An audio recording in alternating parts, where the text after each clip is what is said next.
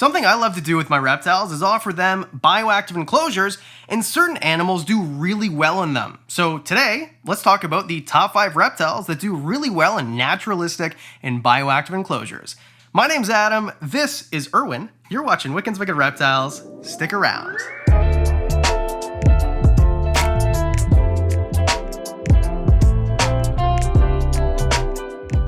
Before we get into it, today's video is brought to you by CuriosityStream. More about that later, but if you're curious about what the heck this thing is, it's number 5, a blue-tongued skink. Okay, first of all, what is a bioactive enclosure? Let's get to that before we talk about Erwin too much here.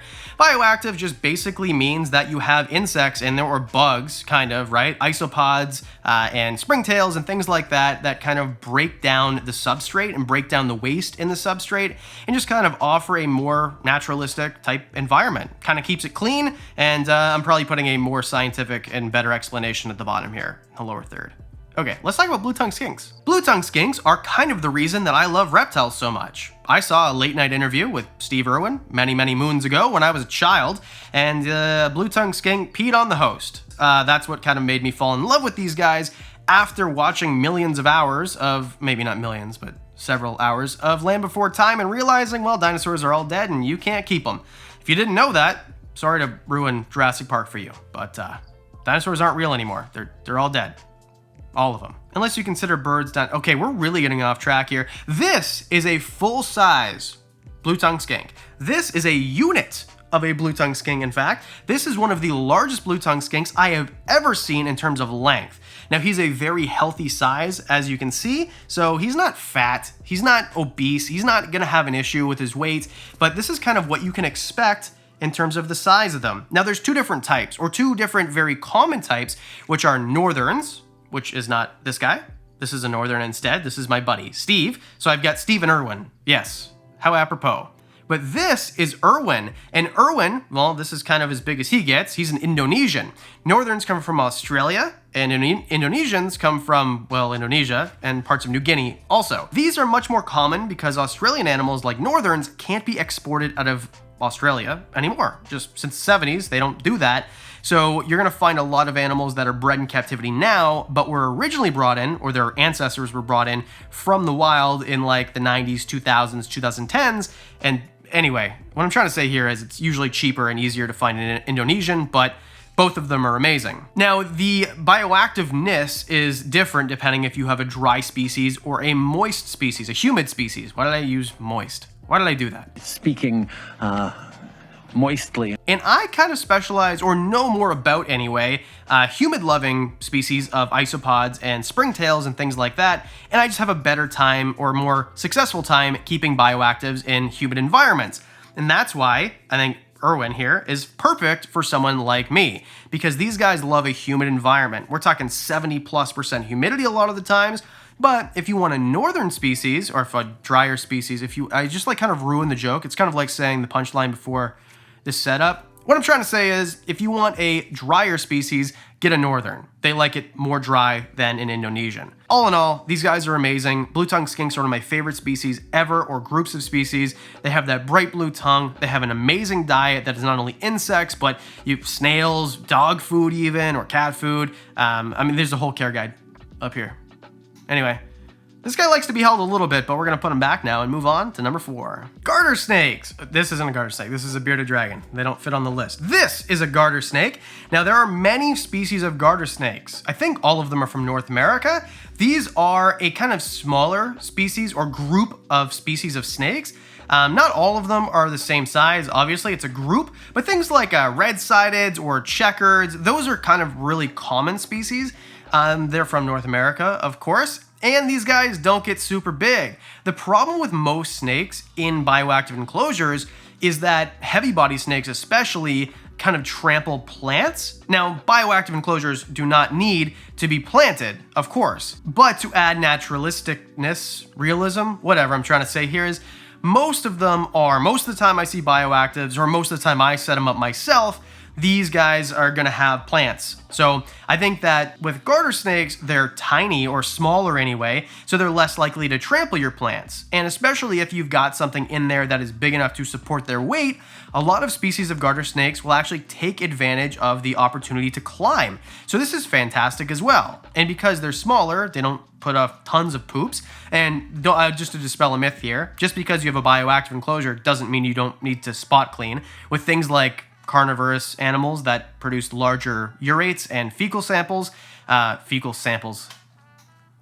poops, basically was what I'm trying to say. You still need to pick them up. It's just whatever's left over will be eaten by the bugs that you leave in there. And what's really cool is if you wanted a bioactive paludarium setup, a lot of garter snakes will eat things like fish, and because of that, and amphibians, and because of that, they are very well suited to swimming and being in the water. So overall, if you want an animal that isn't huge, and therefore you can have an enclosure that isn't super huge either, but have it look super awesome, I mean, garter snakes kind of take the cake when it comes to snakes. Oh yeah, and they're venomous.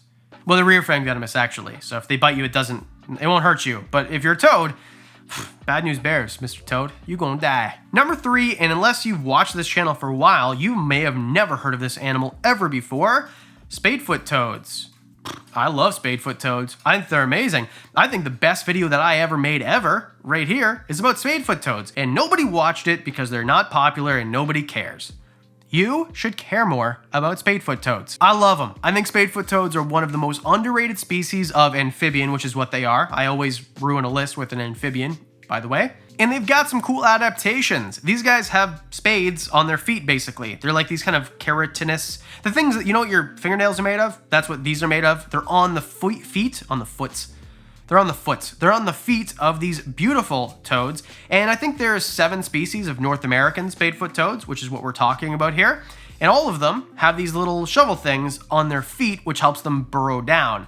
Another cool adaptation is that several species of spadefoot toads can go literally years without eating. Some species of spadefoot toads can actually live underneath a lake for up to 2 years. Then they'll hear it rain, they'll come out, they'll eat, they'll breed, and then they'll go right back under the lake. So not the most social animals in the world, but very fun to photograph and take videos of. I personally think they're rewarding to take care of. I think that they're absolutely beautiful as well. How many times are you gonna say absolutely, dude? Come on now, pick a different adjective. And no matter what species you get of the North American variety, they're all pretty easy to take care of. So if you're a beginner or someone who just wants something a little bit different, these guys might be perfect for you. Now with these guys, because they're smaller, I recommend that you have a pretty substantial colony or well-adjusted colony of isopods in your enclosure, because these guys will eat the isopods too. Not saying the other things won't, but these guys will definitely eat the isopods if you give them the opportunity. Before we move on to the next one, I hope you've learned something. My favorite part about putting videos like this together is learning new things.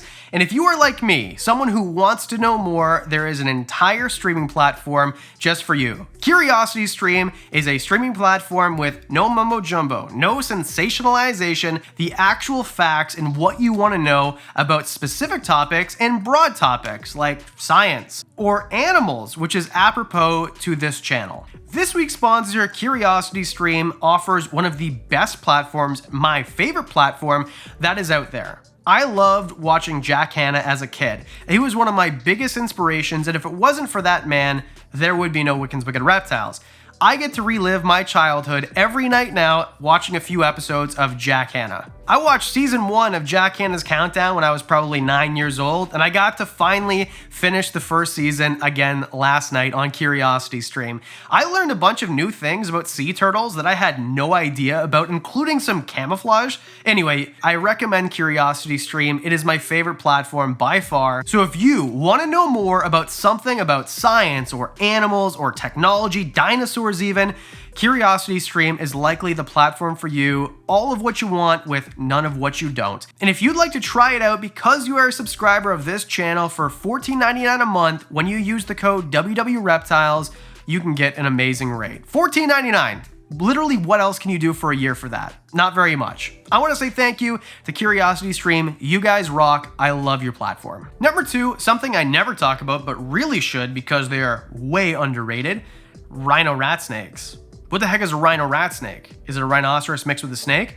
No, that would be cool. I would ride that into battle any day. But what it is really is it's just a rat snake, which comes from parts of Asia, by the way, Vietnam and China to be more specific, that has like a rhino thing on their nose, hence Rhino Rat Snake or Rhinoceros Rat Snake. These guys are amazing. They are semi-arboreal. The local reptile shop around me has one. It's in a big, amazing paludarium. It's always climbing around and sometimes even in the water. This is a perfect animal for a paludarium. Do you want a whole paludarium list, by the way? Because I'll make it. Why am I pointing here? Comments are down here. Leave me a comment and a like and I'll make a paludarium list. Anyway, Rhino Rat Snakes, we're talking like 4-ish feet on the high end there and super slender. They are green, which is beautiful, like a green bluey type color. But when they're babies, they're more like a steel gray color. So they actually change depending on how old they are, kind of like an emerald tree boa, something like that. The nice thing is they will eat rodents readily, easily, no issues whatsoever eating rodents off of tongs. So this is fantastic because if you get a well-adjusted one, which is what you should, you're not going to have problems feeding them. A lot of cool species of snake, especially ones that are going to be in the trees and in the water and have like cool adaptations, just for whatever reason I've noticed a lot of them have a hard time getting fixed on mouse and rats and things that are easier to feed. These guys, you should not have a problem with that. And also, they're kind of handleable in that if you do the work, they can be handleable.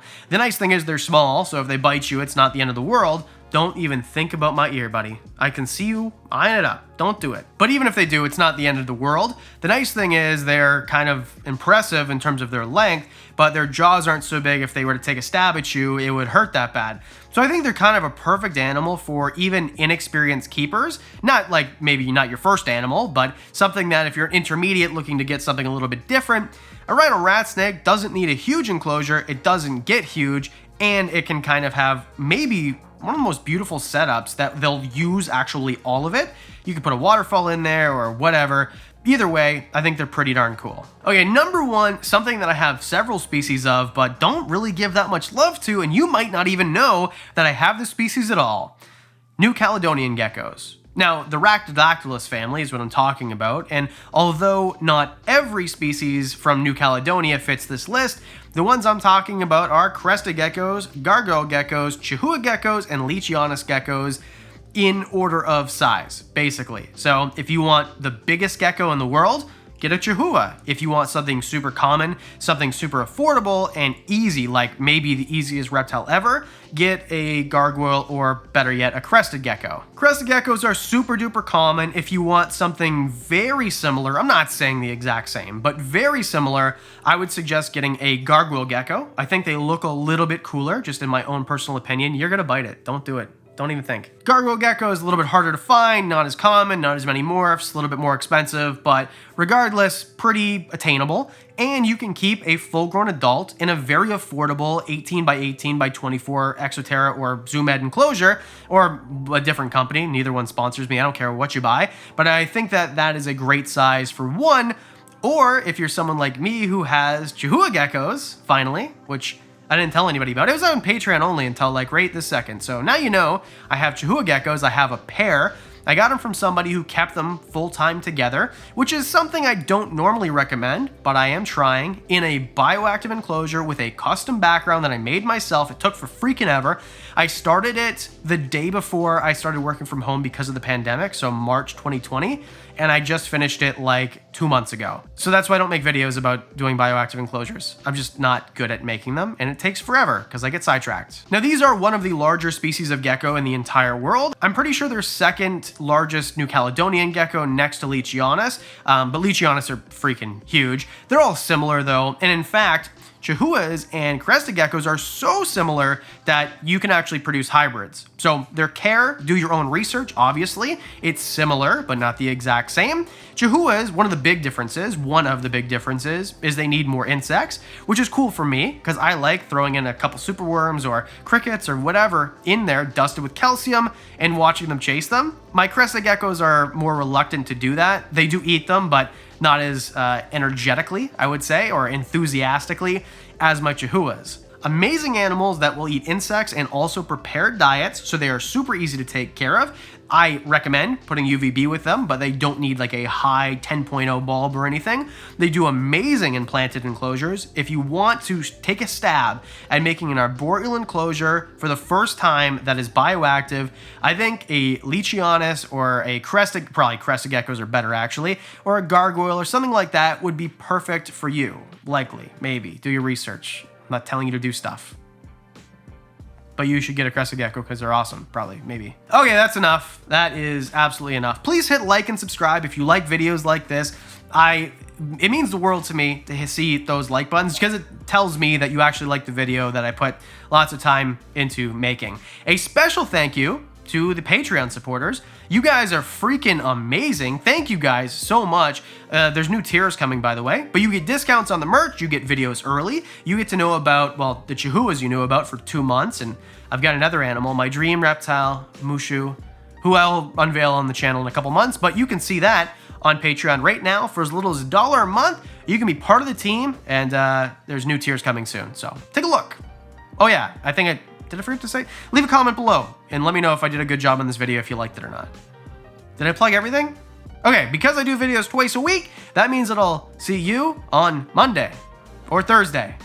I actually don't know when this one's gonna come out, so if it's Monday, then Thursday. If it's Thursday, then Monday. The dogs are barking, mailman's here, I gotta go, see you later.